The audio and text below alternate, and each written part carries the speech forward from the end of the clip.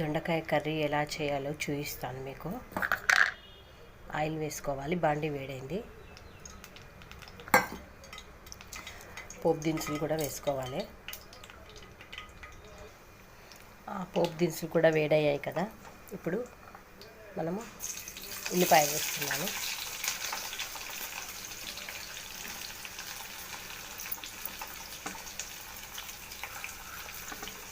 కరివేపాకు, ఎండుమిర్చి, పచ్చిమిర్చి,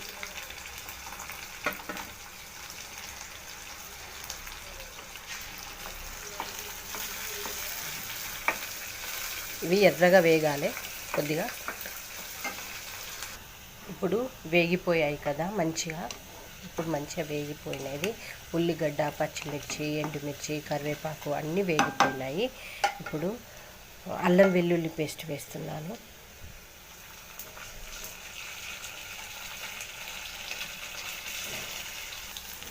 అల్లం వెల్లుల్లి పేస్ట్ కూడా వేగిపోయింది. ఇప్పుడు మనం పసుపు వేసుకుందాము.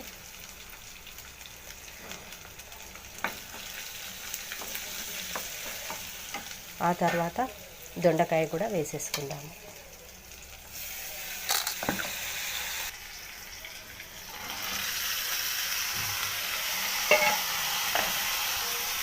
ఇప్పుడు కలుపుకోవాలి మొత్తంగా.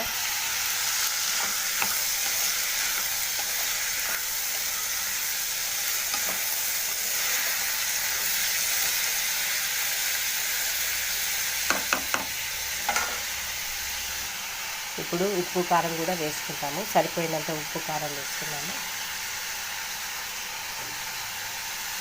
కొద్దిగా కారము కొంచెం వేద్దాం. అది మొత్తం కలుపుకోవాలి. కింద మీద మంచిగా కలుపుకోవాలి.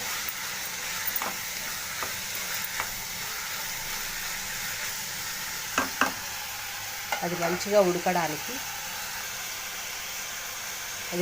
ఉడకాలంటే పైనుంచి వాటర్ పెడుతున్నాను. వాటర్ గిన్నె మాడకుండా ఉంటుంది కింద. ఒక్కసారి దొండకాయని చూద్దాము. మనం చెప్పినట్టు ఇంటుందో లేదో చూద్దాము ఒకసారి. నీళ్ళు వేసాం కదా, అస్సలు కింద మాడదు. మళ్ళీ తొందరగా ఉడికిపోతుంది. దీంట్లో మళ్ళీ కొత్తిమీర, ధనియాల పొడి వేయాలి. ఇది మెత్తగా ఉడికిపోయిన తర్వాత అంతే. మళ్ళీ ఇంకోసారి వాటర్ పెడతాను.